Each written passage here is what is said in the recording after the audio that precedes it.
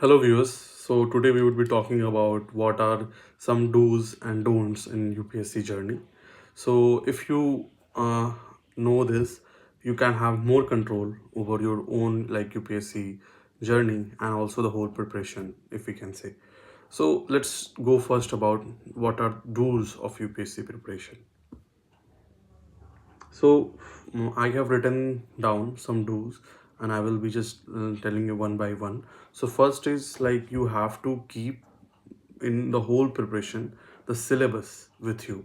You have I know that you must have heard this from many people that you should focus on syllabus and PYQ. But one more thing I would like to tell you that on which you should focus, and that would be the notification which UPSC gives.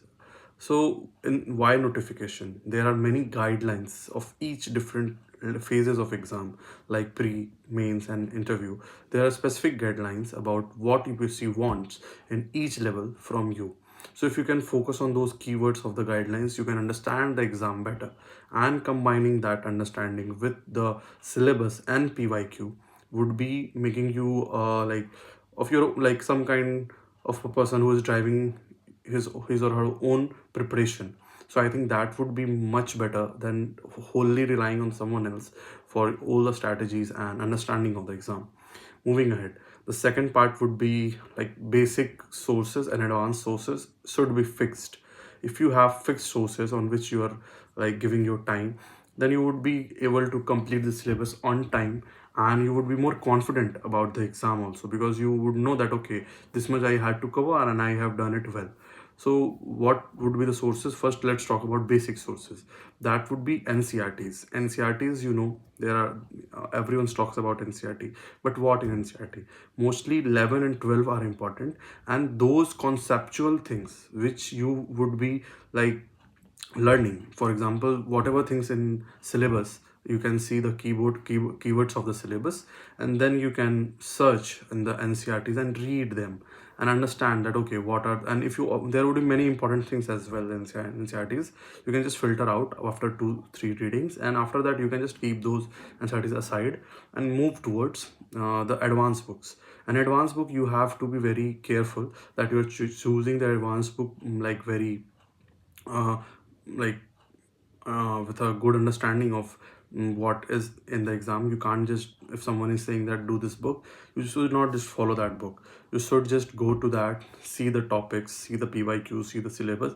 Okay, if you see some commonality in all them, you should choose that book, do the first reading of few chapters. You will understand, okay, this book is right for me, everyone is saying, toppers are saying, it will work for me as well.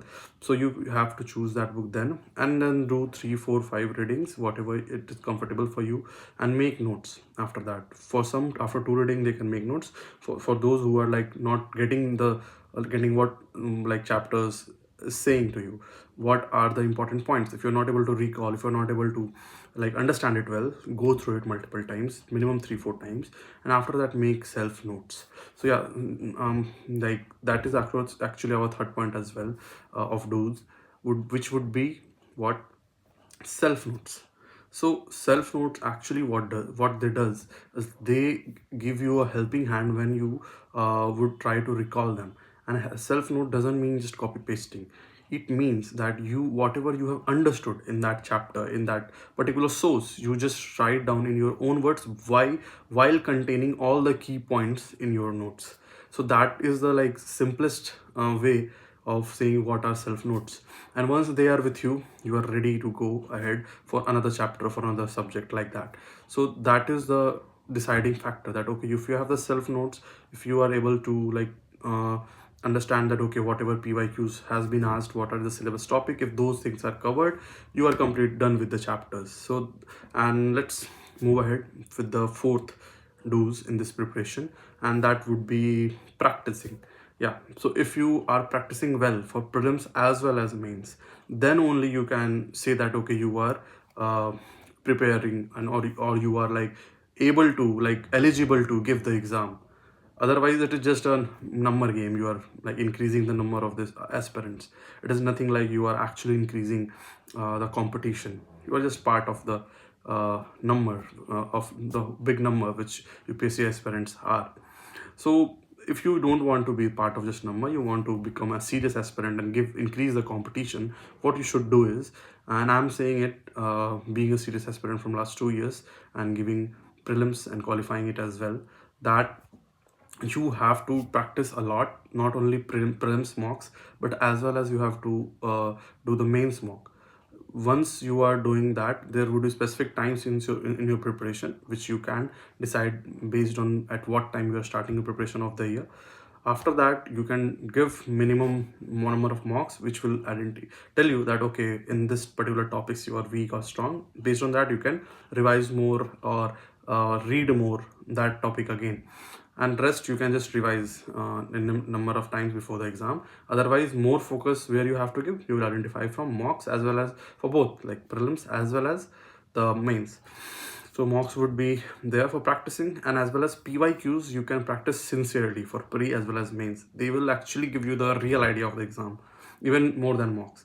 So if you are good, after completing your studies, if you are good in answering PYQs, you are at good like path, you are doing great. You have to understand that, and you don't have to worry much then, that if you are good with the PYQs, you can just move ahead with the next subject. And the last point I would like to tell is revision. So revision is very important, and if you are not revising, anyone can tell you in this preparation that after 1 week or 2 week, you would be not very much able to recall what exactly you studied. So that's the point. If you are not able to recall anything, what is the point of studying it? So if you are able to recall it, then only you would be able to like represent it in the examination hall in your answer sheet in mains and also in prelims. Definitely practice will play a role, but if you can't recall well, then you are actually as good as half prepared person.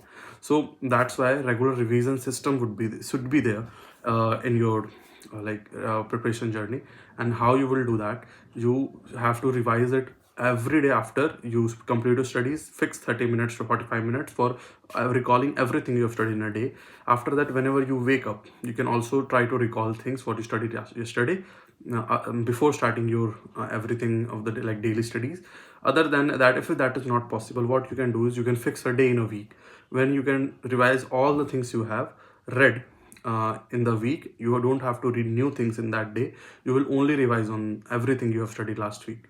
And in a month, you can decide a day. In all the weeks you have studied in a like month, four like weeks you have studied. So in last 1 or 2 days, you can like take out from your monthly plan, and you can just dedicate those 2 days for only revision.